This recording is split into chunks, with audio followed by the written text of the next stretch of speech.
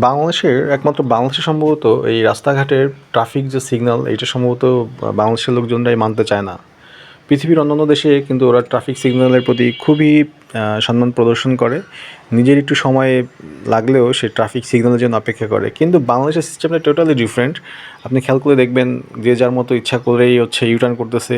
যেই গাড়ির কোনো ভ্যালিডিটি নেই, কাগজপত্র নেই, সেই ধরনের গাড়িও কিন্তু রাস্তাঘাটে প্রচুর পরিমাণে চলতেছে। সো এটা যদি আপনি খুব ভালো করে খেয়াল করে দেখবেন, মানে যেই গাড়িগুলোর বৈধতা নেই সেই গাড়িগুলোই বাংলাদেশের রোডে ঘাটে এরকম অনিয়ন্ত্রিতভাবে এসে ইউটার্ন করে বা ট্রাফিক আইনের রুলস ভাঙে। শুধু অবৈধ গাড়িগুলো তা না, যেগুলোর রেজিস্ট্রেশন করা আছে মানে সরকারিভাবে বৈধ, সেই গাড়িগুলোও কিন্তু সেই একই অবস্থা। আসলে ঘুরে ফিরে আমরা যারা ড্রাইভার হয়ে যাচ্ছি তাদের ভিতরে ছোটো থাকতে একটা ইন্টেনশন ঢুকে গিয়েছে যে আমি চাইলে যে কোনো জায়গায় রুলস ব্রেক করতে পারি, চাইলে আমি সেখান থেকে গাড়ি ইউটার্ন করে ফেলতে পারি। এই ক্ষেত্রে আমাকে যদি কখনো সার্জেন্ট ধরে তাহলে 200-500 টাকা দিলে আমাকে সার্জেন্ট ছেড়ে দিবে। এরকম একটা মানসিকতা নিয়ে আমাদের দেশের ড্রাইভাররা আস্তে আস্তে সিনিয়র ড্রাইভারে কনভার্ট হয়, যার ফলে সে অনায়াসে নির্দ্বিধায় যে কোনো ট্রাফিক সিগন্যাল ভাঙতে মানে একটু কার্পণ্য করে না। মানে সে সিগন্যাল ভেঙে ফেলে বা যেখানে 40 কিলোমিটার স্পিডে গাড়ি চালানোর নির্দেশনা দিয়ে আছে সেখানে সে 100-তে গাড়ি চালায়। কারণ সে ভয় পায় না, কারণ জানে যে আমি হয়তো 200-500 টাকা দিলেই আমাকে ছেড়ে দিবে, আমার কোনো সমস্যা হবে না। আসলে আমাদেরকে এরকম ইন্টেনশন থেকে, এরকম মন মানসিকতা থেকে আমাদেরকে বের হয়ে আসতে হবে। যদি আপনি আপনার দেশকে ভালোবাসেন তাহলে ট্রাফিক সিগন্যাল মানতে হবে। কারণ আপনার একটা ভুলের কারণে পিছনে শত শত গাড়ির জ্যাম লেগে যায়, শত শত মানুষের সময় অপচয় হয় শুধুমাত্র একজনের ভুলের কারণে। একটু আগে আমরা খেয়াল করেছিলাম, এই যে দেখেন যে গাড়িটা, এই গাড়িটা খুব তাড়াহুড়া তার, সে আমার বাম্পারে চিপাতে বের হয়ে এসে 2 ট্রাকের ফাঁক দিয়ে চলে গেল।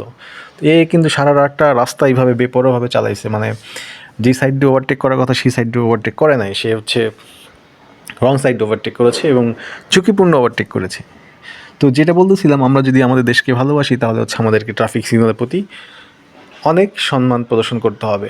নিজের একটু সময় নষ্ট হইলেও লেফট রাইট মানে যেখানে সিগন্যাল থাকবে না সেখানে দাঁড়ায় যেতে হবে, আর যেখানে সিগন্যাল দিবে সেখানে আমাদেরকে দাঁড়াইতে হবে। তাহলে দেখবেন জ্যাম অনেকাংশেই কমে যাবে।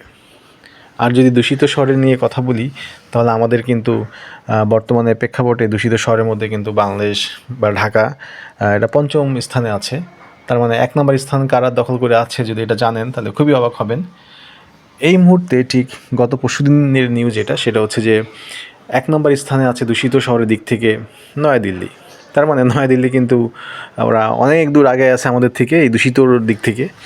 সেক্ষেত্রে আমরা 5ম স্থান, আমরা চাইলে এটাকে অনেক পিছনে নিয়ে যেতে পারি। মানে এই দূষিতর ক্ষেত্রে পিছনে যাওয়াটা অনেক ভালো, মানে আমরা আমাদের শহরটাকে নিট অ্যান্ড ক্লিন রাখতে পারি।